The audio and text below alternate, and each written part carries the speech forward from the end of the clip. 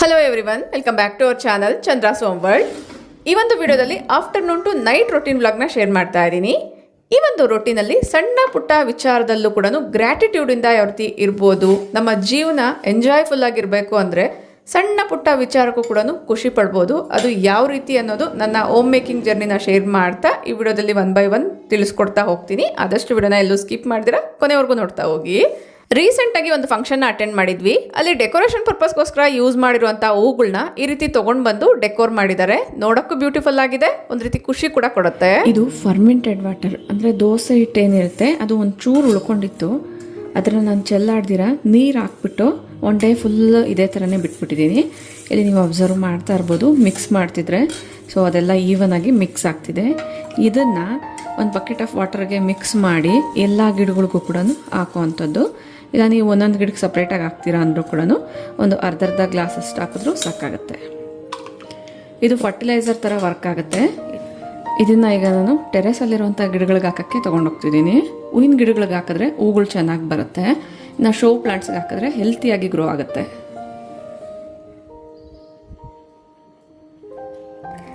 ಇದೆಲ್ಲ minute things, but ಇದನ್ನು ನಾವು ರೆಗ್ಯುಲರ್ ಆಗಿ ಫಾಲೋ ಮಾಡೋದ್ರಿಂದ ಗಿಡಗಳ ಬೆಳವಣಿಗೆ ಅನ್ನೋದು ತುಂಬ ಚೆನ್ನಾಗಿರುತ್ತೆ. ನೀವು ಅಬ್ಸರ್ವ್ ಮಾಡಿದರೆ ನಮ್ಮ ಮನೆಯ ಎಂಟ್ರಿ ವೇಲಿರುವಂಥ ಗಿಡಗಳು ತುಂಬ ಎತ್ತರವಾಗಿ ಹೆಲ್ತಿಯಾಗಿ ಬುಷಿಯಾಗಿ ಗ್ರೋ ಆಗೋಕ್ಕೆ ಕಾರಣ ಈ ರೀತಿ ಅಡುಗೆ ಮನೆಯಲ್ಲಿ ವೇಸ್ಟ್ ಅಂತ ಬಿಸಾಡೋ ಅಂತಹ ಫರ್ಟಿಲೈಸರ್ಸಿಂದನೇ. ಅಕ್ಕಿ ತೊಳೆದಿರುವಂಥ ನೀರಿರ್ಬೋದು ಅಥವಾ ದೋಸೆ ಹಿಟ್ಟೆಲ್ಲನೂ ಈ ರೀತಿ ಉಳಿದಾಗ ಇದನ್ನ ನೀರು ಜೊತೆಗೆ ಮಿಕ್ಸ್ ಮಾಡಿ ಹಾಕುವಂಥದ್ದು ಇರ್ಬೋದು, ತರಕಾರಿ ಬೇಳೆ ಕಾಳುಗಳನ್ನ ತೊಳೆದಿರುವಂಥ ನೀರಿರ್ಬೋದು. ಈ ನೀರನ್ನೆಲ್ಲಾನು ವೇಸ್ಟ್ ಅಂತ ಬಿಸಾಡ್ತಿರ್ತೀವಿ. ಅದೇ ಇದನ್ನ ಗಿಡಗಳಿಗೆ ಹಾಕಿದಾಗ ಒಂದು ಒಳ್ಳೆ ಫರ್ಟಿಲೈಸರ್ ಆಗಿ ವರ್ಕ್ ಆಗುತ್ತೆ. ಗಿಡಗಳು ತುಂಬ ಚೆನ್ನಾಗಿ ಬೆಳೆಯುತ್ತೆ.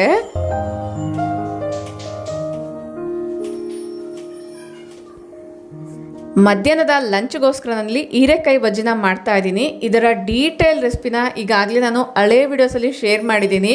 ಲಿಂಕ್ ಕೇಳಿದ್ರೆ ನಾನು ಕೂಡ ಎಕ್ಸಾಕ್ಟಾಗಿ ಇದೇ ವಿಡಿಯೋ ಅಂತ ಹೇಳೋಕ್ಕಾಗಲ್ಲ. ಸೊ ಅದಕ್ಕೋಸ್ಕರ ಇಲ್ಲಿ ಶಾರ್ಟಾಗಿ ಹೇಳ್ತಾ ಇದ್ದೀನಿ. ಹೀರೆಕಾಯಿನ ಈ ರೀತಿ ತೆಳ್ಳದಾಗಿ ಕಟ್ ಮಾಡ್ಕೊಳ್ಬೇಕಾಗತ್ತೆ. ಒಂದು ಬೌಲ್ನ ತಗೊಂಡು ಸ್ವಲ್ಪ ಕಡಲೆ ಹಿಟ್ಟು, ಒಂದು ಸ್ಪೂನಷ್ಟು ಜೀರಿಗೆ ಪುಡಿ, ಸ್ವಲ್ಪ ಜೀರಿಗೆ ಪುಡಿ ಜಾಸ್ತಿ ಹಾಕ್ಕೊಂಡ್ರೆ ಚೆನ್ನಾಗಿರುತ್ತೆ. ರುಚಿಗೆ ತಕ್ಕಷ್ಟು ಉಪ್ಪು, ಖಾರದ ಪುಡಿನ ಹಾಕ್ಕೊಳ್ತಾ ಇದ್ದೀನಿ ಇಲ್ಲಿ ಖಾರಕ್ಕೋಸ್ಕರ. ನೀವು ಬೇಕಂದರೆ ಹಸಿಮೆಣಸಿನ್ಕಾಯಿ ಕೂಡ ಯೂಸ್ ಮಾಡ್ಕೊಳ್ಬೋದು. ಸ್ವಲ್ಪ ಅಕ್ಕಿ ಹಿಟ್ಟು ಕೂಡ ಹಾಕ್ಕೊಂಡಿದ್ದೀನಿ. ಇಷ್ಟು ಹಾಕಿ ಚೆನ್ನಾಗಿ ಮಿಕ್ಸ್ ಮಾಡಬೇಕಾಗತ್ತೆ. ಚೆನ್ನಾಗಿ ಉಬ್ಬಿ ಬರಬೇಕಂದ್ರೆ ಒಂದು ಚಿಟಿಕೆ ಅಷ್ಟು ಸೋಡಾ ಕೂಡ ಹಾಕ್ಕೊಳ್ಬೋದು. ಈಗ ಕಾದಿರುವಂಥ ಎಣ್ಣೆನ ಈ ರೀತಿಯಾಗಿ ಹಾಕ್ತಾ ಇದ್ದೀನಿ. ಈ ಥರ ಬಿಸಿ ಎಣ್ಣೆ ಹಾಕೋದ್ರಿಂದ ಬಜ್ಜಿ ಎಲ್ಲನೂ ಮಾಡಿದಾಗ ಎಣ್ಣೆ ಜಾಸ್ತಿ ಅಬ್ಸಾರ್ಬ್ ಮಾಡ್ಕೊಳ್ದಿರ ಇರುತ್ತೆ.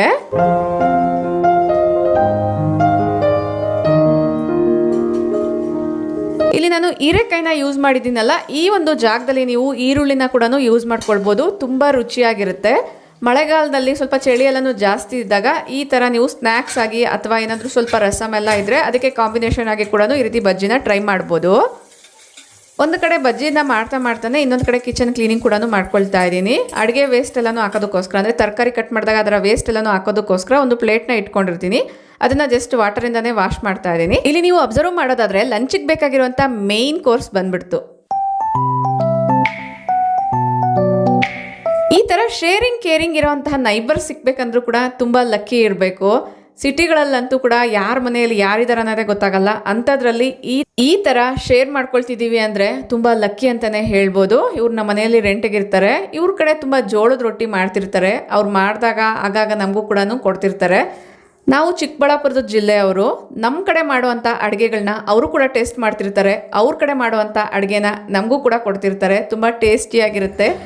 ಬಟ್ ರೊಟ್ಟಿಗೆ ಕಾಂಬಿನೇಷನ್ ಆಗಿ ಮಾಡುವಂಥ ಪಲ್ಯಗಳಿಗೆ ಸ್ವಲ್ಪ ಖಾರ ಜಾಸ್ತಿ ಇದ್ರೇ ಆ ಒಂದು ಟೇಸ್ಟ್ ಅನ್ನೋದು ಗೊತ್ತಾಗುವಂಥದ್ದು. ಮಕ್ಕಳು ತಿನ್ನಬೇಕಾದ್ರೆ ಅಥವಾ ನಮಗೆ ಅಷ್ಟೊಂದು ಖಾರ ತಿನ್ನೋಕ್ಕೆ ಅಭ್ಯಾಸ ಇಲ್ಲ ಅಂದರೆ ಮೊಸರು ಜೊತೆಗೂ ಕೂಡ ಈ ಒಂದು ರೊಟ್ಟಿ ತುಂಬ ಚೆನ್ನಾಗಿರುತ್ತೆ. ನೀವು ಅಬ್ಸರ್ವ್ ಮಾಡೋದಾದರೆ ಮಾತಾಡ್ತಾನೆ ಹೀರೆಕಾಯಿ ಬಜ್ಜಿ ಎಲ್ಲನೂ ರೆಡಿ ಆಯಿತು. ಶೇರಿಂಗ್ ಕೇರಿಂಗ್ ಎಲ್ಲ ಕೂಡ ಮುಗೀತು. ಒಂದು ಸ್ವಲ್ಪ ಹೊತ್ತು ಮಾತಾಡಿ ಆಮೇಲೆ ಈಗ ಊಟಕ್ಕೆ ತಯಾರಿ.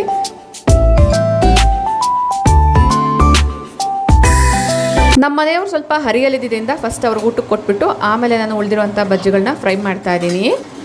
ವಿಡಿಯೋದಲ್ಲಿ ನೀವು ನೋಡೋದಾದರೆ ಎಷ್ಟು ಬಜ್ಜಿ ಬೇಕೋ ಅಷ್ಟಕ್ಕೆ ಮಾತ್ರನೇ ನಾನು ಬ್ಯಾಟರ್ನ ಮಿಕ್ಸ್ ಮಾಡ್ಕೊಂಡಿದ್ದೆ. ನೆಕ್ಸ್ಟ್ ಟೈಮ್ ಬೇಕು ಅಂದರೆ ಮತ್ತೆ ಇನ್ನೊಂದ್ಸತಿ ಮಿಕ್ಸ್ ಮಾಡ್ಕೊಳ್ಬೋದು ಅಂತ. ಇದೇ ರೆಸಿಪಿನ ಮತ್ತೆ ನೈಟ್ಗೂ ಕೂಡ ಕಂಟಿನ್ಯೂ ಮಾಡಲ್ಲ ಅಲ್ವಾ, ಅದು ಕೂಡ ಡೀಪ್ ಫ್ರೈ ಐಟಮ್ ಆಗಿರೋದ್ರಿಂದ.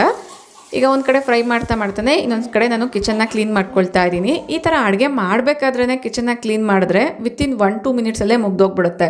ಅದೇ ಅಡುಗೆ ಎಲ್ಲನೂ ಆಗಿ ಊಟ ಆದಮೇಲೆ ಕ್ಲೀನ್ ಮಾಡ್ತೀವಿ ಅಂದರೆ ಅಷ್ಟರಲ್ಲಿ ಆ ಸಿಡ್ದಿರೋಂಥ ಎಣ್ಣೆ ಆಮೇಲೆ ಒಂದು ಚೂರು ಸಾಂಬಾರೆಲ್ಲ ಏನಾದರೂ ಚೆಲ್ಲಿದ್ರೆ ಅದೆಲ್ಲ ಕೂಡ ಸ್ವಲ್ಪ ಹಾರ್ಡ್ ಸ್ಟೈನ್ಸ್ ಆಗಿ ಉಳ್ಕೊಂಬಿಟ್ಟಿರುತ್ತೆ.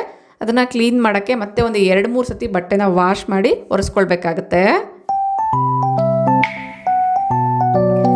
ತುಂಬ ಮನೆಗಳಲ್ಲಿ ಗಂಡಸರು ಈ ಥರ ಮನೆ ಕೆಲಸಗಳಲ್ಲಿ ಅಡುಗೆ ಕೆಲಸಗಳಲ್ಲಿ ಯಾವುದೇ ರೀತಿ ಹೆಲ್ಪ್ ಅನ್ನೋದೇ ಮಾಡಲ್ಲ. ಅವರ ಊಟ ಅವರು ಕೂಡ ಬಡಿಸ್ಕೊಳ್ಳಲ್ಲ. ಅಂಥದ್ರಲ್ಲಿ ಈ ಥರ ನಮಗೆ ಏನಾದರೂ ಸ್ವಲ್ಪ ಆದ್ರೂ ಹೆಲ್ಪ್ ಮಾಡ್ತಿದ್ದಾರೆ, ಅವ್ರ ಊಟ ಅವ್ರು ಬಡಿಸ್ಕೋತಿದ್ದಾರೆ, ಆಗಾಗ ಅಡುಗೆ ಕೆಲಸಗಳಲ್ಲೂ ಕೂಡ ಹೆಲ್ಪ್ ಮಾಡ್ತಿದ್ದಾರೆ ಅಂದರೆ ಇದು ತುಂಬ ಗ್ರ್ಯಾಟಿಟ್ಯೂಡಿಂದ ಫೀಲ್ ಆಗಬೇಕು.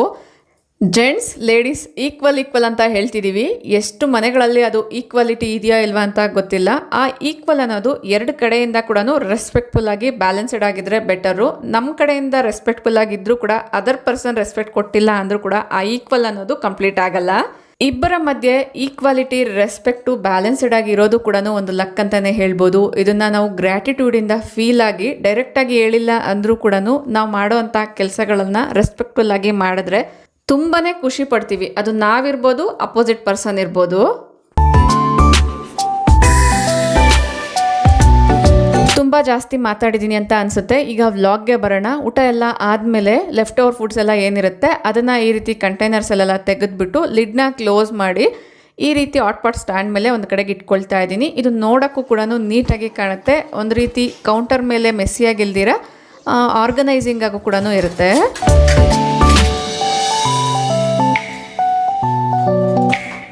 ನಿಮ್ಮಲ್ಲಿ ತುಂಬ ಜನ ಕಮೆಂಟ್ ಮಾಡ್ತಿರ್ತೀರಾ, ನಿಮ್ಮ ವೀಡಿಯೋಸ್ನ ನೋಡೋದ್ರಿಂದ ನಾವು ತುಂಬ ವಿಚಾರಗಳನ್ನ ಕಲ್ತಿದ್ದೀವಿ ಅಂತ. ಅದು ಎಷ್ಟು ನಿಜನೋ ಇಲ್ವಾ ಗೊತ್ತಿಲ್ಲ, ಬಟ್ ನಿಮ್ಮ ಕಮೆಂಟ್ಸ್ನ ನೋಡಿದಾಗ ತುಂಬಾ ಖುಷಿ ಆಗುತ್ತೆ. ಸೊ ಈ ರೀತಿ ಕಮೆಂಟ್ಸ್ನ ನೋಡಿದಾಗ ನೆಕ್ಸ್ಟ್ ಇನ್ನೂ ಏನಾದರೂ ಇಂಟ್ರೆಸ್ಟಿಂಗ್ ಆಗಿರೋಂಥ ಹೆಲ್ಪ್ಫುಲ್ ಆಗುವಂಥ ಕಂಟೆಂಟ್ನ ಶೇರ್ ಮಾಡಬೇಕು ಅಂತ ಪ್ರತಿಯೊಂದು ಪಾಯಿಂಟ್ನ ಕೂಡ ಅಬ್ಸರ್ವ್ ಮಾಡ್ತಾ ನೋಟ್ ಡೌನ್ ಮಾಡ್ಕೊಳ್ತಿರ್ತೀವಿ. ಡೀಪ್ ಫ್ರೈಡ್ ಆಯಿಲ್ನ ಜಾಸ್ತಿ ಯೂಸ್ ಮಾಡಬಾರ್ದಲ್ವಾ. ಸೊ ಅದಕ್ಕೋಸ್ಕರ ಜಸ್ಟ್ ಈ ಆಯಿಲ್ನ ಒನ್ಸ್ ಡೀಪ್ ಫ್ರೈ ಮಾಡಿದ್ದಾದಮೇಲೆ ನೆಕ್ಸ್ಟ್ ಅಡುಗೆಗಳಲ್ಲಿ ಒಗ್ಗರಣೆಗೆಲ್ಲ ಯೂಸ್ ಮಾಡ್ಬೋದು ಅನ್ನೋದ್ರಿಂದ ಒಂದು ಚೊಂಬಲ್ಲಿ ತೆಗೆದಿಟ್ಟಿದ್ದೀನಿ. ಅಡುಗೆ ಮನೆಯಲ್ಲಿ ಸಣ್ಣ ಸಣ್ಣ ಜಿರಳೆಗಳೆಲ್ಲ ಬರಬಾರ್ದು ಅನ್ನೋದಾದರೆ ಯಾವುದೇ ರೀತಿ ಫುಡ್ ಪಾರ್ಟಿಕಲ್ಸ್ ಅನ್ನೋದು ಕೌಂಟರ್ ಮೇಲೆ ಉಳಿಸ್ಬಾರ್ದು. ಪ್ರತಿ ಸರಿ ಕೂಡ ಅಡುಗೆ ಆದಮೇಲೆ ಕ್ಲೀನ್ ಮಾಡೋಕ್ಕೆ ಆಗಲ್ಲ ಅಂತ ಅಂದವರು ಜಸ್ಟ್ ನೀವು ಮೇಲಿನ ಮೇಲೆ ಕ್ಲೀನ್ ಮಾಡಿಕೊಂಡು ನೈಟ್ ಕ್ಲೀನಿಂಗ್ ಏನಿರುತ್ತೆ ಅಡುಗೆ ಎಲ್ಲ ಆದಮೇಲೆ ಕಿಚನ್ ಕ್ಲೀನಿಂಗ್, ಆ ಟೈಮಲ್ಲಿ ನೀವು ಲಿಕ್ವಿಡ್ನ ಸ್ಪ್ರೇ ಮಾಡಿ ನೀಟಾಗಿ ವೈಪ್ ಮಾಡೋದಾದರೆ ಆ ಒಂದು ಫುಡ್ ಪಾರ್ಟಿಕಲ್ ಸ್ಮೆಲ್ ಅನ್ನೋದು ಕೌಂಟರ್ ಮೇಲೆ ಇಲ್ಲದೆ ಇರೋ ಕಾರಣ ಯಾವುದೇ ಕಾರಣಕ್ಕೂ ಕೂಡ ಸಣ್ಣ ಸಣ್ಣ ಜಿರಳೆಗಳನ್ನೋದು ಬರಲ್ಲ. ಈಗಾಗಲೇ ಪೆಸ್ಟ್ ಅಟ್ಯಾಕ್ ಆಗಿದೆ ಅನ್ನೋದಾದರೆ ಅದು ಕಂಟಿನ್ಯೂಸ್ ಆಗಿ ಬರ್ತಾ ಇರುತ್ತೆ. ಒನ್ಸ್ ನೀವು ಕಾಕ್ರೋಚಸ್ನೆಲ್ಲ ಕಂಟ್ರೋಲ್ ಮಾಡಿದಾದಮೇಲೆ ಕಿಚನ್ ಕ್ಲೀನಿಂಗ್ ಅಂದರೆ ನೈಟ್ ಕಿಚನ್ ಕ್ಲೀನಿಂಗ್ ರೊಟೀನ್ ಏನಿದೆ ಅದನ್ನ ಫಾಲೋ ಮಾಡೋದಾದರೆ ಕಿಚನ್ ನೀಟಾಗಿರುತ್ತೆ. ನೆಕ್ಸ್ಟ್ ಡೇ ಮಾರ್ನಿಂಗ್ ಫ್ರೆಶ್ ಆಗಿರುತ್ತೆ. ಅಡುಗೆ ಮನೆಗೆ ಸಣ್ಣ ಸಣ್ಣ ಇರುವೆಗಳು, ಪೆಸ್ಟ್ ಕೂಡ ಬರ್ದಿರ ಇರುತ್ತೆ. ಡೀಪ್ ಫ್ರೈ ಮಾಡೋಕ್ಕೆ ಯೂಸ್ ಮಾಡಿರುವಂಥ ಕಡಾಯಿಗಳು ಕೆಳಗಡೆ ಸ್ವಲ್ಪ ಜಿಡ್ಜಿಡ್ಡಾಗಿರುತ್ತೆ. ನೀವು ಡೈರೆಕ್ಟಾಗಿ ಡಿಶ್ ವಾಷಿಂಗ್ ಲಿಕ್ವಿಡಿಂದ ತೊಳೆದ್ರೂ ಕೂಡ ಹೋಗಲ್ಲ. ಆ ಟೈಮಲ್ಲಿ ನೀವು ಸಬೀನ ಅಥವಾ ಪೀತಾಂಬರಿನ ಯೂಸ್ ಮಾಡೋದ್ರಿಂದ ಆ ಒಂದು ಗ್ರೀಸಿನೆಸ್ ಅನ್ನೋದು ಈಸಿಯಾಗಿ ರಿಮೂವ್ ಆಗುತ್ತೆ. ಯಾವಾಗಲೂ ಮಾಡೋ ಕೆಲಸನೇ ಅಲ್ವಾ, ಅದರಲ್ಲೇನಿದೆ ಸ್ಪೆಷಾಲಿಟಿ ಅಂತ ಅಂದ್ಕೊಳ್ಬೋದು. ಕ್ಲೀನಾಗಿರುವಂಥ ಅಡುಗೆ ಮನೆ ನೋಡೋಕ್ಕೂ ಕೂಡ ತುಂಬ ಖುಷಿ ಆಗುತ್ತೆ. ಪ್ರಪಂಚದಲ್ಲಿ ತುಂಬ ಜನರಿಗೆ ಅವರವರ ಕೆಲಸಗಳನ್ನ ಅವರು ಮಾಡ್ಕೊಳ್ಳೋಕ್ಕೆ ಆಗ್ತಿರಲ್ಲ. ಈ ಥರ ಜೀವನದಲ್ಲಿ ನಮ್ಮ ಕೆಲಸಗಳನ್ನ ನಾವು ಮಾಡ್ಕೊಳ್ತಿದ್ದೀವಿ, ನಮ್ಮ ಸುತ್ತಮುತ್ತಲಿರುವಂಥ ಸರೌಂಡಿಂಗ್ಸ್ನ ನೀಟಾಗಿ ಇಟ್ಕೊಳ್ತಿದ್ದೀವಿ ಅಂದರೆ ತುಂಬ ಗ್ರ್ಯಾಟಿಟ್ಯೂಡಿಂದ ಫೀಲ್ ಆಗಬೇಕು. ಇರೋವಂಥ ಸಣ್ಣ ಪುಟ್ಟ ವಿಚಾರ ಆದರೂ ಕೂಡ ಅದು ನೋಡಿದಾಗ ಆ ಒಂದು ಕ್ಲೀನಿಂಗ್ನೆಸ್ ತುಂಬ ಖುಷಿ ಕೊಡುತ್ತೆ. ಒಂದು ರೀತಿ ಮೈಂಡು ಕೂಡ ಪ್ಲೆಸೆಂಟ್ ಆಗಿರುತ್ತೆ. ಮಧ್ಯಾಹ್ನ ಊಟ ಆದಮೇಲೆ ಅಡುಗೆ ಮನೆನ ಕ್ಲೀನಾಗಿ ಇಟ್ಬಿಟ್ರೆ ಮತ್ತೆ ಸಂಜೆವರೆಗೂ ಕೂಡ ಅಡುಗೆ ಮನೆ ಕೆಲಸಗಳಿರಲ್ಲ. ಹೋಮ್ ಮೇಕಿಂಗಲ್ಲಿ ರೆಸ್ಟಿಂಗ್ ಅಂತ ಸಿಗೋದು ಇದೇ ಟೈಮಲ್ಲಿ. ಸ್ವಲ್ಪ ಹೊತ್ತು ರೆಸ್ಟ್ ಮಾಡಿ ಆಮೇಲೆ ಸಂಜೆ ವ್ಲಾಗ್ನ ಕಂಟಿನ್ಯೂ ಮಾಡ್ತಾ ಇದ್ದೀನಿ. ಬೆಳಗ್ಗೆ ಒಣಗಾಕಿರುವಂಥ ಬಟ್ಟೆಗಳನ್ನ ಈಗ ತೆಗಿತಾ ಇದ್ದೀನಿ. ಮಳೆ ಸ್ವಲ್ಪ ಆಚೀಚೆ ಇದ್ದಾಗೆಲ್ಲ ಕೂಡ ಬಟ್ಟೆಗಳು ಒಣಗಾಕೋದು ಒಂದು ದೊಡ್ಡ ಟಾಸ್ಕ್. ಅದರಲ್ಲೂ ಕೂಡ ಬಟ್ಟೆ ಒಣಗಾಕಿದ ಕೂಡಲೇ ಬಿಸಿಲು ಬಂದಿರುತ್ತೆ. ಆಮೇಲೆ ಒಂದು 5-10 ನಿಮಿಷದಲ್ಲೇ ಜಿಡಿ ಜಿಡಿ ಅಂತ ಮಳೆ ಶುರುವಾಗ್ಬಿಡುತ್ತೆ. ಸಡನ್ನಾಗಿ ನಾವು ತೆಗಿಯೋಷ್ಟರಲ್ಲಿ ಆ ಬಟ್ಟೆಗಳೆಲ್ಲ ನೆಂದೇ ಹೋಗ್ಬಿಡುತ್ತೆ.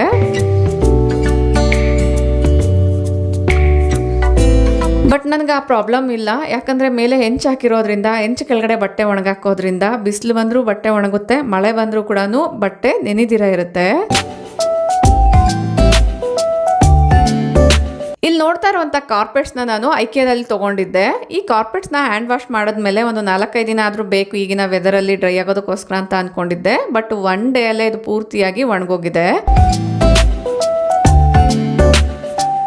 ಬಟ್ಟೆಗಳೆಲ್ಲ ತೊಗೊಂಡು ಬಂದು ಈ ರೀತಿ ನೀಟಾಗಿ ಫೋಲ್ಡ್ ಮಾಡಿ ಈಗ ಅದರ ಜಾಗದಲ್ಲಿ ಇಡ್ತಾ ಇದ್ದೀನಿ. ಕೆಲವೊಂದು ಸರಿ ಮಕ್ಕಳು ಅವ್ರವ್ರ ಬಟ್ಟೆ ಅವರೇ ಆರ್ಗನೈಸ್ ಮಾಡ್ಕೊಳ್ತಿರ್ತಾರೆ, ಬಟ್ ಕೆಲವೊಂದು ಸರಿ ಆಚೆ ಆಗ್ತಿರುತ್ತೆ, ಅವ್ರಿಗೆ ಆಗಲ್ಲ ಅಂದಾಗ ನಾನೇ ಈ ರೀತಿ ಜೋಡಿಸ್ಕೊಳ್ತಾ ಇರ್ತೀನಿ. ಕಬೋರ್ಡ್ ಆರ್ಗನೈಸೇಷನ್ಗೆ ಸಂಬಂಧಪಟ್ಟಿರುವಂಥ ವಿಡಿಯೋನ ಈಗಾಗಲೇ ಶೇರ್ ಮಾಡಿದ್ದೀನಿ, ಇಂಟ್ರೆಸ್ಟ್ ಇದ್ರೆ ಒಂದ್ಸರಿ ಚೆಕ್ ಮಾಡಿ.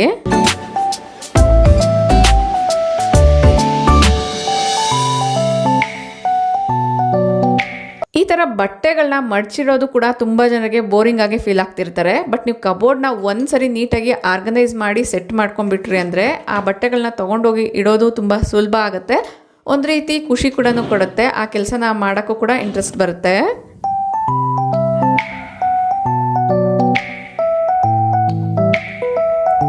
ಈವ್ನಿಂಗ್ ಟೈಮಲ್ಲಿ ಮಕ್ಕಳಿಗೆ ಹೋಮ್ವರ್ಕ್ ಮಾಡಿಸೋದೆಲ್ಲ ಇರುತ್ತೆ. ಲಕ್ಕಿಲಿ ನಮ್ಮ ಮಕ್ಕಳು ಅವ್ರ ಹೋಮ್ವರ್ಕ್ಸ್ ಎಲ್ಲ ಕೂಡ ಆಲ್ಮೋಸ್ಟ್ ಅವರೇ ಫಿನಿಶ್ ಮಾಡಿಕೊಂಡು ಏನಾದ್ರು ಡೌಟ್ಸ್ ಇದ್ದರೆ ಮಾತ್ರ ಕೇಳ್ತಿರ್ತಾರೆ, ಇನ್ನು ಏನಾದ್ರು ರಿವಿಷನ್ಸ್ ಇದ್ದರೆ ಮಾತ್ರ ಮಾಡಿಸ್ತಿರ್ತೀನಿ. ಅದು ಬಿಟ್ಟರೆ ಕೆಲವೊಂದು ಆ್ಯಕ್ಟಿವಿಟೀಸ್ ಎಲ್ಲ ಇದ್ದರೆ ಅದನ್ನು ಒಂದು ರೂಮಲ್ಲಿ ಕೂತ್ಕೊಂಡು ಇಬ್ಬರು ಸರಿ ಮಾಡ್ತಿರ್ತಾರೆ. ಮೇಯ್ನಾಗಿ ಅವರ ಹೋಮ್ವರ್ಕ್ಸ್ನೆಲ್ಲ ಕೂಡ ಆಲ್ಮೋಸ್ಟು ಒಂದು ಮ್ಯಾಟ್ನ ಹಾಕ್ಕೊಂಡು ಅದ್ರ ಮೇಲೆ ಕೂತ್ಕೊಂಡು ಫಿನಿಶ್ ಮಾಡಿಬಿಟ್ಟು ಆ್ಯಕ್ಟಿವಿಟೀಸ್ ಏನಾದರೂ ಇದ್ದರೆ ಬೆಡ್ ಮೇಲೆ ಕೂತ್ಕೊಂಡು ಮಾಡ್ತಾರೆ. ಯಾಕೆ ಅಂತ ಆಮೇಲೆ ಹೇಳ್ತೀನಿ. ಈಗ ವ್ಲಾಗ್ಗೆ ಬರೋದಾದರೆ ಈವ್ನಿಂಗ್ ದೀಪ ಹಚ್ಚೋದಕ್ಕಿಂತ ಮುಂಚೆ ಒಂದ್ಸರಿ ನೀಟಾಗಿ ಕಸ ಗುಡಿಸ್ಕೊಳ್ತಾ ಇದ್ದೀನಿ.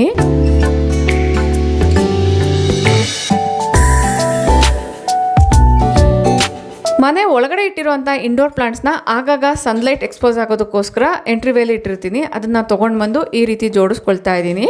ಒಂದು ದಿನ ಅಥವಾ 1-2 ದಿನ ಬಿಟ್ಟು ಆಮೇಲೆ ಆ ಗಿಡಗಳನ್ನ ಅದರ ಜಾಗದಲ್ಲಿ ಇಟ್ಕೊಳ್ತಾ ಇರ್ತೀನಿ. ಒಂದೊಂದು ಸರಿ ಅಂತೂ ಒಂದೇ ರೀತಿಯ ಗಿಡಗಳನ್ನ 2 ಸೆಟ್ಟಾಗಿ ಇಟ್ಕೊಂಡಿರ್ತೀನಿ. ಒಂದು ಬಿಸಿಲಲ್ಲಿ ಇಟ್ಟರು ಕೂಡ ಒಂದು ಮನೆ ಒಳಗಡೆ ಇಡ್ಬೋದು ಅನ್ನೋದ್ರಿಂದ. ಇಲ್ಲಿ ನೀವು ಅಬ್ಸರ್ವ್ ಮಾಡ್ತಾ ಇರ್ಬೋದು ಜೋಳ. ಈ ಜೋಳನ ನಾನು ಯಾವ ರೀತಿ ಫ್ರಿಜ್ಜಲ್ಲಿ ಸ್ಟೋರ್ ಮಾಡಿದ್ದೆ ಅಂತ ಕೂಡ ಒಂದು ವ್ಲಾಗಲ್ಲಿ ಶೇರ್ ಮಾಡಿದ್ದೆ. ಅಬ್ಸರ್ವ್ ಮಾಡಿದ್ರೆ ಜೋಳ ಫ್ರೆಶ್ ಆಗಿದೆ. ಸ್ಟಾರ್ಟಿಂಗ್ ಅಂದರೆ ಫ್ರಂಟಲ್ಲಿ ಏನಿತ್ತು ಅದು ಒಂದು ಸ್ವಲ್ಪ ಮಾತ್ರ ಫಂಗಸ್ ಅನ್ನೋದು ಸ್ಟಾರ್ಟ್ ಆಗಿದೆ. ಅಷ್ಟಕ್ಕೆ ನಾನು ಕಟ್ ಮಾಡಿಬಿಟ್ಟು ಉಳಿದಿರೋಂಥ ಪಾರ್ಟ್ನ ನಾನು ಮೈಕ್ರೋವೇವಲ್ಲಿ ಇಟ್ಟು ಬೇಯಿಸ್ಕೊಳ್ತಾ ಇದ್ದೀನಿ.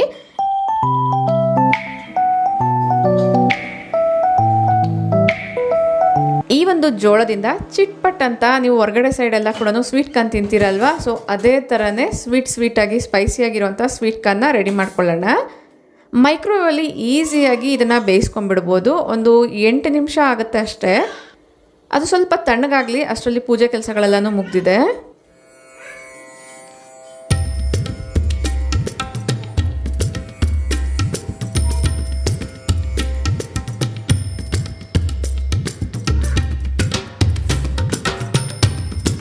ಬೇಯಿಸಿಟ್ಟಿರುವಂಥ ಜೋಳ ತಣ್ಣಗಾಗಿದೆ. ಈಗ ಎಲ್ಲದನ್ನು ಕೂಡ ಬಿಡಿಸ್ಕೊಳ್ತೀನಿ. ಈ ಒಂದು ಜೋಳನ ಈಸಿಯಾಗಿ ಬಿಡಿಸ್ಕೊಳ್ಬೋದು. ಫಸ್ಟು ಒಂದು ಲೈನ್ನ ನಾವು ನೀಟಾಗಿ ಬಿಡಿಸ್ಕೊಳ್ಬೇಕು.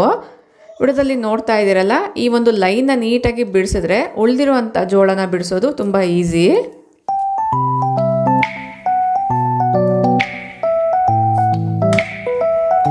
ಈಗ ಈ ಒಂದು ಜೋಳನ ಸೈಡ್ಗೆ ಇಟ್ಬಿಟ್ಟು ಈವ್ನಿಂಗ್ ಆಗಿರೋದ್ರಿಂದ ಟೀ ಮಾಡ್ತಾ ಇದ್ದೀನಿ. ಮಕ್ಕಳಿಗೆ ಒಂದು ಸ್ವಲ್ಪ ಕೋಲ್ಡ್ ಆದಂಗಿತ್ತು, ಸೊ ಅದಕ್ಕೋಸ್ಕರ ಮಸಾಲಾ ಚಾಯ್ನ ರೆಡಿ ಮಾಡ್ತಾ ಇದ್ದೀನಿ.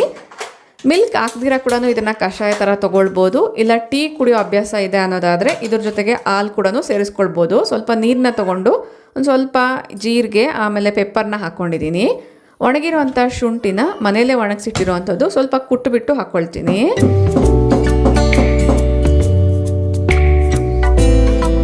ಈ ಥರ ಕಷಾಯಗಳನ್ನ ಮನೆಯಲ್ಲೇ ಮಾಡಿಕೊಂಡು ಕುಡಿಯೋದ್ರಿಂದ ಕೋಲ್ಡ್ ಕಾಫ್ ಅನ್ನೋದು ಕ್ರಮೇಣ ಕಡಿಮೆ ಆಗುತ್ತೆ. ವೆದರ್ ಸ್ವಲ್ಪ ಫ್ಲಕ್ಚುಯೇಷನ್ ಇದೆ ಅಂದಾಗ ಇಮ್ಯುನಿಟಿ ಕಡಿಮೆ ಇರೋವಂಥವ್ರಿಗೆ ಬೇಗನೆ ಕೆಮ್ಮು ನೆಗಡಿ ಆಗೋ ಚಾನ್ಸ್ ಜಾಸ್ತಿ ಇರುತ್ತೆ.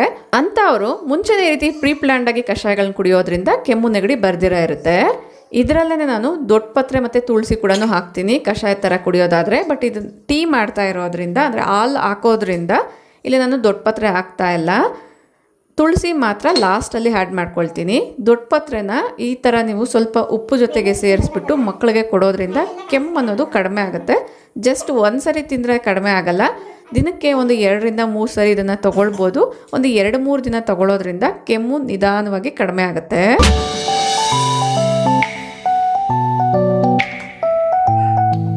ಈಗ ಬೇಯಿಸಿಟ್ಟಿರುವಂಥ ಸ್ವೀಟ್ ಕಾರ್ನ್ ಜೊತೆಗೆ ಒಂದು ಸ್ವಲ್ಪ ಸ್ಪೈಸಸ್ನ ಆ್ಯಡ್ ಮಾಡೋಣ. ಇದಕ್ಕೆ ಒಂದು ಸ್ವಲ್ಪ ತುಪ್ಪನ ಹಾಕ್ಕೊಳ್ತಾ ಇದ್ದೀನಿ. ತುಪ್ಪದ ಪ್ಲೇಸಲ್ಲಿ ಬೆಣ್ಣೆ ಇದ್ರೂ ಕೂಡ ಹಾಕ್ಕೊಳ್ಬೋದು. ಯೂಶ್ವಲಿ ನೀವು ಹೊರಗಡೆ ಎಲ್ಲ ತಿಂದಿರ್ತೀರಲ್ವ, ಅದೇ ಟೇಸ್ಟೇ ಬರುತ್ತೆ. ರುಚಿಗೆ ತಕ್ಕಷ್ಟು ಉಪ್ಪು, ಒಂದು ಸ್ವಲ್ಪ ಚಿಲ್ಲಿ ಪೌಡರು, ಸ್ವಲ್ಪ ಪೆಪ್ಪರ್ ಪೌಡರ್ನ ಹಾಕ್ತಾಯಿದ್ದೀನಿ. ಇಲ್ಲಿ ಸ್ವಲ್ಪ ಜಾಸ್ತಿನೇ ಪೆಪ್ಪರ್ ಪೌಡರ್ ಹಾಕಿದ್ದೀನಿ, ನೀವು ಒಂದು ಸ್ವಲ್ಪ ಕಡಿಮೆ ಮಾಡ್ಕೊಳ್ಬೋದು. ಸ್ವಲ್ಪ ಜೀರಿಗೆ ಪುಡಿ ಆಮೇಲೆ ಚಾಟ್ ಮಸಾಲ ಇದೆಲ್ಲದನ್ನು ಕೂಡ ಹಾಕ್ಬಿಟ್ಟು ಚೆನ್ನಾಗಿ ಮಿಕ್ಸ್ ಮಾಡ್ಕೊಳ್ಬೇಕಾಗತ್ತೆ. ಎಲ್ಲದಕ್ಕೂ ಈವನ್ ಆಗಿ ಅಬ್ಸರ್ವ್ ಆಗೋದಕ್ಕೋಸ್ಕರ ಮತ್ತೆ ನಾನು ಮೈಕ್ರೋವೇವಲ್ಲಿ ಇಟ್ಟು ಒಂದು 2 ನಿಮಿಷ ಬಿಸಿ ಮಾಡ್ತೀನಿ. ಆಗ ಈವನ್ ಆಗಿ ಉಪ್ಪು ಖಾರ ಅನ್ನೋದು ಜೋಳಕ್ಕೆ ಅಂಟುತ್ತೆ, ತಿನ್ನೋಕ್ಕೂ ಕೂಡ ಟೇಸ್ಟಿಯಾಗಿರುತ್ತೆ. ನಮ್ಮಲ್ಲಿ ತುಂಬ ಜನ ಅಂದ್ಕೊಳ್ತೀವಿ ಊಟನ ಲೇಟಾಗಿ ಮಾಡಿದ್ದೀವಲ್ವ, ಮಕ್ಕಳಿಗೆ ಸ್ನ್ಯಾಕ್ಸ್ ಕೊಡಲೇಬೇಕಾ ಅಂತ. ಮಕ್ಕಳು ಮಾಡೋ ಅಂತಹ ಆ್ಯಕ್ಟಿವಿಟೀಸ್ ಮೇರೆಗೆ ಸ್ನ್ಯಾಕ್ಸ್ ಕೊಡಬೇಕಾ ಇಲ್ವಾ ಅನ್ನೋದು ಡಿಪೆಂಡ್ ಆಗುತ್ತೆ. ಮಕ್ಕಳು ಹೊರಗಡೆ ಹೋಗಿ ದೊಡ್ಡ ದೊಡ್ಡ ಆಟ ಎಲ್ಲನೂ ಆಡಿಲ್ಲ ಅಂದರೂ ಕೂಡ ಒಂದು ಕಡೆ ಕೂರ್ದಿರ ಅವ್ರದ್ದೇ ಆದಂತಹ ಓಡಾಟ ಇದ್ದೇ ಇರುತ್ತೆ. ಇದರಿಂದ ಎನರ್ಜಿ ಅನ್ನೋದು ಲಾಸ್ ಆಗುತ್ತೆ. ಸೊ ಅದಕ್ಕೋಸ್ಕರನೇ ಮಕ್ಕಳು ತುಂಬ ಕುರುಕುಲು ತಿಂಡಿ ಅನ್ನೋದು ಕೇಳ್ತಿರ್ತಾರೆ. ನೀವು ಅಬ್ಸರ್ವ್ ಮಾಡಿದರೆ 2 ರಿಂದ 6 ವರ್ಷದ ಒಳಗಡೆ ಇರೋವಂತಹ ಮಕ್ಕಳು ಒಂದು ಕಡೆ ಕೂಡ ಕೂರಲ್ಲ, ಅದರಲ್ಲೂ ಕೂಡ ಏನಾದರೂ ಒಂದು ತಿನ್ನಕ್ಕೆ ಕೇಳ್ತಾನೆ ಇರ್ತಾರೆ. ಕಾರಣ ಆಟ ಆಡಿಲ್ಲ ಅಂದರೂ ಕೂಡ ಒಂದು ಕಡೆ ಕೂರ್ದಿರ ಆ ಕಡೆ ಈ ಕಡೆ ಓಡಾಡೋದ್ರಿಂದ ಅವ್ರಿಗೆ ಹಸಿವು ಕೂಡ ಬೇಗ ಆಗುತ್ತೆ ಅಂತ. ಅವ್ರಿಗೆ ಈವ್ನಿಂಗ್ ಸ್ನ್ಯಾಕ್ಸ್ ಕಂಪಲ್ಸರಿಯಾಗಿ ಹೆಲ್ತಿ ವೇಲ್ ಕೊಟ್ಟರೆ ತುಂಬಾ ಬೆಸ್ಟು. ಒಂದು ಕಡೆ ಮಕ್ಕಳಿಗೆ ಸ್ನ್ಯಾಕ್ಸ್ ಕೊಟ್ಟಿದ್ದೀನಿ, ಇನ್ನೊಂದು ಕಡೆ ಟೀ ಕೂಡ ರೆಡಿ ಆಗ್ತಾ ಇದೆ. ಸೊ ಸ್ಪೈಸಸ್ ಜೊತೆಗೆ ಒಂದು ಸ್ವಲ್ಪ ಟೀ ಪೌಡರ್ ಮತ್ತು ತುಳಸಿನ ಕೂಡ ಹಾಕಿದ್ದೀನಿ.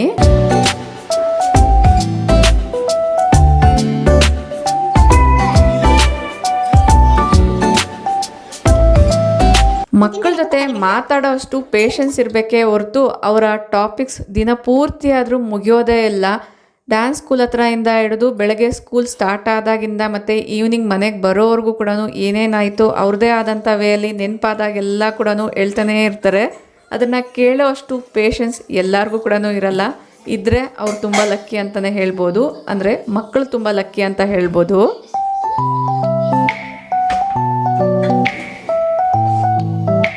ಇದು ನೈಟೆಲ್ಲ ಊಟ ಆದಮೇಲೆ ಶೂಟ್ ಮಾಡ್ಕೊಂಡಿರೋ ಅಂಥದ್ದು. ನೆಕ್ಸ್ಟ್ ಡೇಗೆ ದೋಸೆ ಹಿಟ್ಟನ್ನ ಪ್ರಿಪೇರ್ ಮಾಡ್ತಾ ಇದ್ದೀನಿ. ದೋಸೆ ಹಿಟ್ಟನ್ನ ನಾನು ಕೆಲವೊಂದು ಸರಿ ಮಿಕ್ಸಿಯಲ್ಲೇ ಗ್ರೈಂಡ್ ಮಾಡ್ಕೊಳ್ತೀನಿ, ಇನ್ನು ಕೆಲವೊಂದು ಸರಿ ಈ ಥರ ಗ್ರೈಂಡರಲ್ಲೇ ಹಾಕ್ತೀನಿ. ಬಟ್ ಮಿಕ್ಸಿಯಲ್ಲಿ ರುಬ್ಬಿರೋ ಅಂಥ ಹಿಟ್ಟಿಗೂ ಗ್ರೈಂಡರಲ್ಲಿ ರುಬ್ಬಿರೋ ಅಂಥ ಹಿಟ್ಟಿಗೂ ಸ್ವಲ್ಪ ಡಿಫ್ರೆನ್ಸ್ ಇದ್ದೇ ಇರುತ್ತೆ. ಗ್ರೈಂಡರಲ್ಲಿ ರುಬ್ಬಿರೋ ಅಂಥ ಹಿಟ್ಟು ಲೈಟ್ ವೆಯ್ಟ್ ಆಗಿರುತ್ತೆ, ಅಂದರೆ ನೀವು ಅಬ್ಸರ್ವ್ ಮಾಡಿದ್ರೇ ಗೊತ್ತಾಗಿರುತ್ತೆ. ನೀರಲ್ಲಿ ಹಾಕಿದ್ರೂ ಕೂಡ ಮೇಲೆ ತೇಲ್ತಾ ಇರುತ್ತೆ. ಮಿಕ್ಸಿಯಲ್ಲಿ ರುಬ್ಬಿರೋ ಅಂಥ ಹಿಟ್ಟು ಆ ಥರ ನೀರಲ್ಲಿ ಹಾಕಿದ ಕೂಡಲೇ ಮೇಲೆ ತೇಲೋ ಅಂಥದ್ದು, ಲೈಟ್ ವೆಯ್ಟ್ ಇರೋ ಅಂಥದ್ದು ಈ ಪ್ರಾಪರ್ಟೀಸ್ ಅನ್ನೋದು ಇರಲ್ಲ. ಈ ಗ್ರೈಂಡರ್ ವಿಚಾರಕ್ಕೆ ಬರೋದಾದರೆ ಇದ್ರ ಬಗ್ಗೆ ಒಂದು ರಿವ್ಯೂ ವಿಡಿಯೋನ ಶೇರ್ ಮಾಡಿದ್ದೀನಿ, ಇಂಟ್ರೆಸ್ಟ್ ಇರೋರು ಚೆಕ್ ಮಾಡಿ.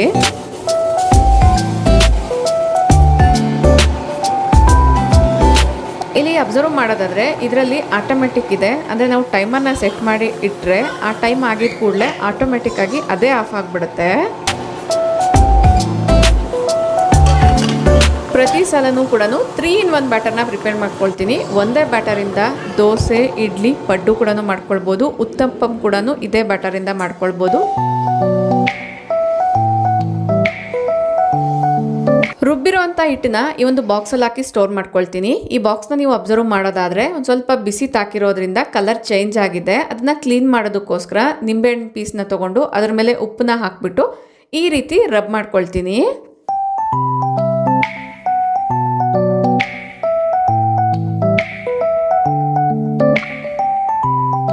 ಈಗ ಇದನ್ನು ನೀಟಾಗಿ ವಾಶ್ ಮಾಡಿ ತೋರಿಸ್ತೀನಿ. ಅಬ್ಸರ್ವ್ ಮಾಡ್ತಿದ್ದೀರಲ್ವಾ, ಆ ಒಂದು ಕಲರ್ ಚೇಂಜಸ್ ಏನಿತ್ತು, ಒಂದು ರೀತಿ ಬ್ರೌನ್ ಕಲರ್ ಸ್ಪಾಟ್ಸ್ ಎಲ್ಲ, ಅದೆಲ್ಲ ತುಂಬ ನೀಟಾಗಿ ಕ್ಲೀನ್ ಆಗಿದೆ.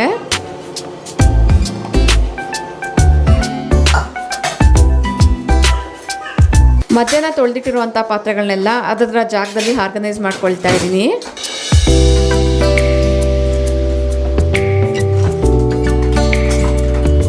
ಕಿಚನ್ ಕ್ಲೀನಿಂಗ್ ಮತ್ತು ಆರ್ಗನೈಸೇಷನ್ಗೆ ಸಂಬಂಧಪಟ್ಟಂಗೆ ಲಾಸ್ಟ್ ವಿಡಿಯೋದಲ್ಲೇ ನಾನು ಶೇರ್ ಮಾಡಿದ್ದೀನಿ. ಇಂಟ್ರೆಸ್ಟ್ ಇರೋರು ಚೆಕ್ ಮಾಡಿ. ಹಬ್ಬಗಳಿಗೆ ಮನೆ ಕ್ಲೀನ್ ಮಾಡ್ಕೊಳ್ಳೋ ಅಂಥವ್ರಿಗೆ ತುಂಬ ಹೆಲ್ಪ್ಫುಲ್ ಆಗುತ್ತೆ.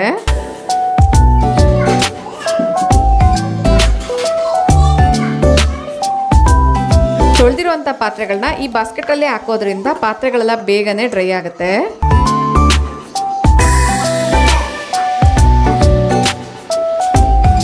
ಈಗ ಬ್ಯಾಟರ್ ಕೂಡ ರೆಡಿ ಆಗಿದೆ. ಇದನ್ನೆಲ್ಲ ತೆಗೆದು ಈ ಬಾಕ್ಸಲ್ಲಿ ಹಾಕೊಳ್ತಾ ಇದ್ದೀನಿ. ಗ್ರೈಂಡರ್ನ ಈಸಿಯಾಗಿ ಕ್ಲೀನ್ ಮಾಡೋದಕ್ಕೋಸ್ಕರ ಬ್ಯಾಟರ್ ಎಲ್ಲ ಕೂಡ ತೆಗೆದಿದ್ದಾದ್ಮೇಲೆ ಸ್ವಲ್ಪ ನೀರನ್ನ ಹಾಕಿಬಿಟ್ಟು ಒಂದು 2 ನಿಮಿಷ ರನ್ ಮಾಡ್ತೀನಿ. ಈ ಥರ ರನ್ ಮಾಡೋದ್ರಿಂದ ಆ ಒಂದು ಕಲ್ಲಲ್ಲಿರೋ ಅಂಥ ಹಿಟ್ಟೆಲ್ಲ ಕೂಡ ನೀಟಾಗಿ ಬರುತ್ತೆ, ಕ್ಲೀನಿಂಗು ಕೂಡ ಈಸಿ ಆಗುತ್ತೆ. ಅಬ್ಸರ್ವ್ ಮಾಡ್ತಾ ಇದ್ದೀರಲ್ಲ, ಬ್ಯಾಟರು ಈ ರೀತಿ ನಾವು ಅಲ್ಲಾಡಿಸಿದ ಕೂಡಲೇ ಲೈಟ್ ವೆಯ್ಟ್ ಆಗಿದೆ ಅಂತ ಗೊತ್ತಾಗುತ್ತೆ. ಗ್ರೈಂಡರ್ ತೊಳೆದಿರುವಂಥ ನೀರನ್ನ ಕೂಡ ಸಪ್ರೇಟಾಗಿ ಒಂದು ಬೌಲಲ್ಲಿ ಇಟ್ಕೊಂಡಿದ್ದೀನಿ. ಈ ಒಂದು ನೀರನ್ನ ನಾವು ದೋಸೆ ಹಿಟ್ಟೆಲ್ಲ ಮಿಕ್ಸ್ ಮಾಡಬೇಕಾದ್ರೂ ಯೂಸ್ ಮಾಡ್ಕೊಳ್ಬೋದು. ನೆಕ್ಸ್ಟ್ ಡೇ ಮಾರ್ನಿಂಗ್ ಇದು ಫರ್ಮೆಂಟ್ ಆದಮೇಲೆ ನೀರೆಲ್ಲ ಕೂಡ ಮೇಲೆ ತೇಲ್ತಿರುತ್ತೆ, ಬ್ಯಾಟರ್ ಒಂದು ಕೆಳಗಡೆ ಉಳ್ಕೊಂಡಿರುತ್ತೆ.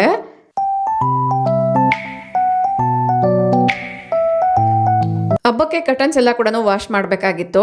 ಎಲ್ಲ ಕಟನ್ಸ್ನ ಒಂದೇ ಸರಿ ವಾಶ್ ಮಾಡಬೇಕಂದ್ರೂ 5 ರಿಂದ 6 ಲೋಡ್ ಆಫ್ ಲಾಂಡ್ರಿ ಆಗುತ್ತೆ. ಸೊ ಅದಕ್ಕೋಸ್ಕರ ಇಂದಿನ ದಿನ ರಾತ್ರಿಯಲ್ಲೇ ಒಂದು ಲೋಡ್ನ ಹಾಕಿಬಿಟ್ಟು ಡಿಲೇ ಆಪ್ಷನ್ನ ಸೆಲೆಕ್ಟ್ ಮಾಡ್ಕೊಳ್ತಾ ಇದ್ದೀನಿ. ಇದರ ಕಂಟಿನ್ಯೂಷನ್ ಅನ್ನೋದು ನೆಕ್ಸ್ಟ್ ವೀಡಿಯೋದಲ್ಲಿ ಶೇರ್ ಮಾಡ್ತೀನಿ.